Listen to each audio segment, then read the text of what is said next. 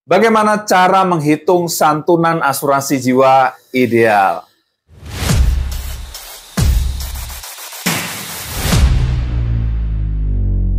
Selamat datang di Peter Dendi Channel. Di video kali ini kita akan bahas cara menghitung santunan asuransi jiwa ideal. Nah, ceritanya itu seorang bapak itu hubungi saya, ingin punya asuransi jiwa. Saya tanya, kenapa Pak pengen punya asuransi jiwa? Ingin meninggalkan warisan buat keluarga. Wah, luar biasa ya, buat jaga-jaga. Jadi, Bapak ini adalah seorang kepala keluarga yang sangat bertanggung jawab dan mencintai keluarganya. Makanya dia berpikir bagaimana caranya kalau terjadi risiko ya, dia siapkan plan B ya.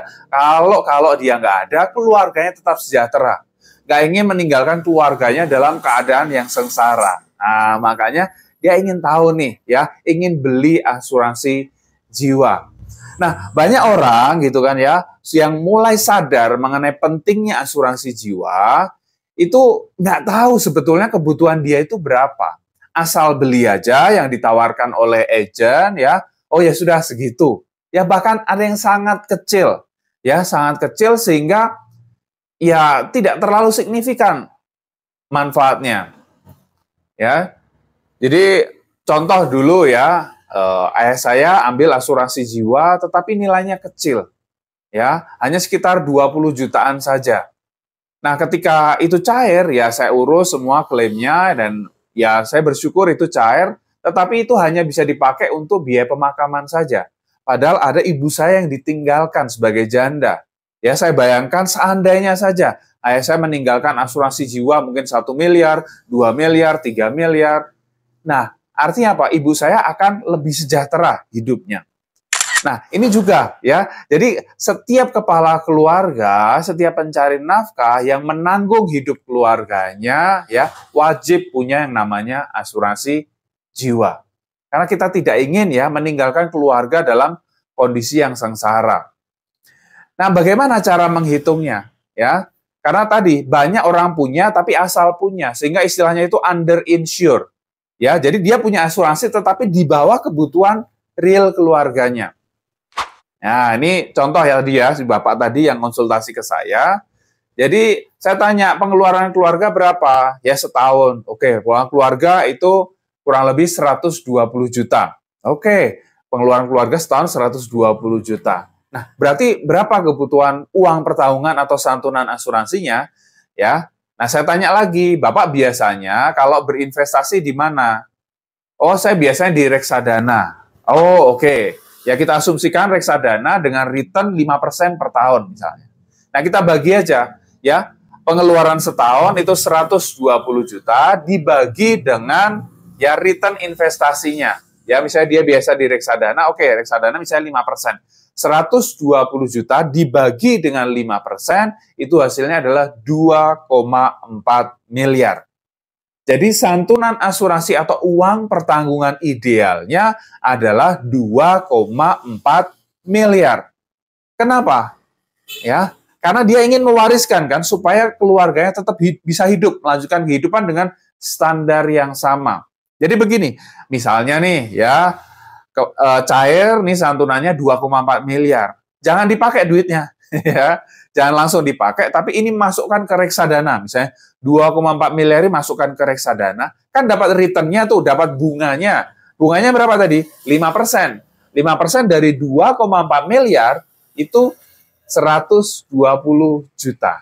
Ya, jadi setiap tahun dari bunganya saja itu dapat 120 juta. Bisa untuk biaya hidup. Betul nggak? Nah, yang pokoknya ini ya udah, biarkan diinvestasikan. Nah, itu artinya apa? Itu adalah uang pertanggungan atau santunan yang ideal. Itu salah satu metode ya untuk menghitung santunan ideal. Nah, idealnya seperti itu. Tetapi untuk memulai bisa dari ya yang ada. Artinya dari anggaran yang ada berapa? Mulai dari situ. Jangan tunggu perfect dulu. Jangan tunggu, wah saya belum punya untuk bayar premi segitu. Nggak apa-apa. Bisanya berapa ambil dulu. Karena kan nggak dibatasi. Boleh punya 1 polis, 2 polis, 3 polis, dan seterusnya. Nah ini contoh ya, ini contoh ada seorang kepala keluarga ya yang tutup usia, ya meninggal dia punya 2 polis asuransi jiwa. Ya, 2 polis asuransi jiwa. Yang satu cair 136 juta, yang kedua cair 2,1 miliar. Jadi total ya yang cair untuk keluarga itu adalah 2,2 miliar. Wow ya, jadi walaupun ya pencari nafkah ini sudah tidak ada, tapi nafkahnya atau income-nya itu ada untuk kelanjutan hidup keluarganya.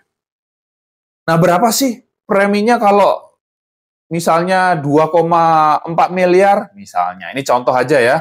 Kalau misalnya kita ambil di Prudential ada satu produk yang luar biasa namanya Prucinta. Ya, ini jangka waktunya 20 tahun untuk masa asuransinya, bayar preminya cuma 10 tahun. Nah, untuk UP atau santunan 2,4 miliar ya pada misalnya pria usia 30 tahun cukup menyisihkan 1,8 juta per bulan. Ya, 1,8 juta per bulan, bayar selama 10 tahun, masa asuransi selama 20 tahun. Jadi kapanpun terjadi risiko, misalnya di tahun pertama, ketiga, kelima, ke-10, ke-15, 17, 18, sebelum 20 tahun terjadi risiko meninggal dunia, itu 2,4 miliar cair. Ya, jadi walaupun baru 6 bulan, ya cair. Kemudian, saya belum sanggup nih 1,8 juta per bulan. Oke. Sanggupnya berapa? Misalnya bisa menyisihkan 700 ribuan. Oke.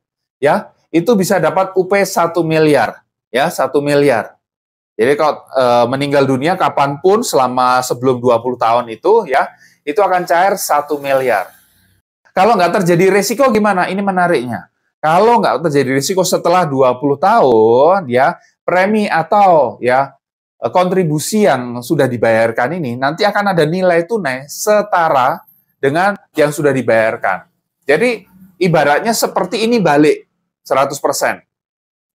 Ya, jadi apa yang sudah dibayarkan selama 10 tahun ini di tahun ke-20 akan dikembalikan ya, seolah-olah dikembalikan berupa nilai tunai. Bahkan kalau bayarnya pakai auto debit ya, itu bisa dapat tambahan 10%. Jadi 110%.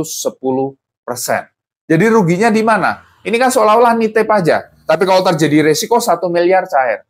Kalau meninggal karena kecelakaan, itu 3 miliar cair. Kalau meninggal karena kecelakaan di bulan Ramadan, ya 6 minggu setelah 1 Ramadan, itu dapatnya 4 miliar. Ini luar biasa.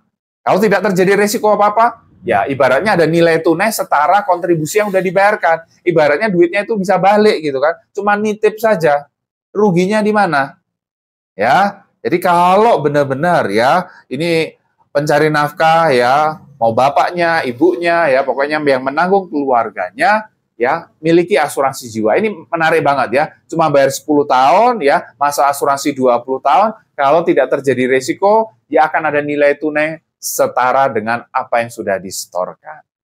Oke, kalau teman-teman ya Bapak Ibu ingin dihitungkan karena ini kan beda-beda sesuai usia, sesuai dengan jenis kelamin ya. Nanti akan saya bantu hitungkan, silakan teman-teman, Bapak Ibu bisa hubungi nomor WA saya ya di 0813 2869 7009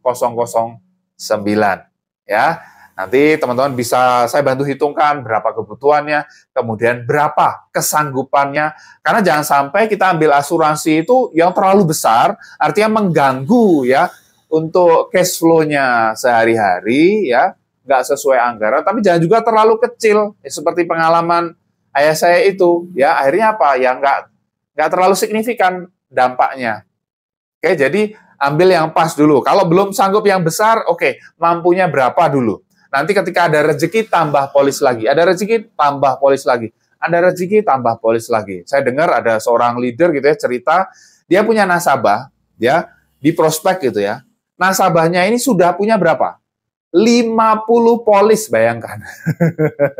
Punya 50 polis. Dan nambah lagi, ambil lagi.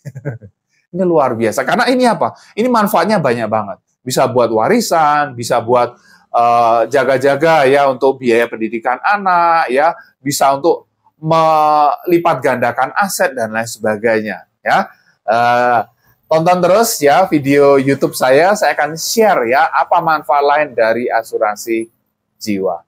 Sukses buat teman-teman semua.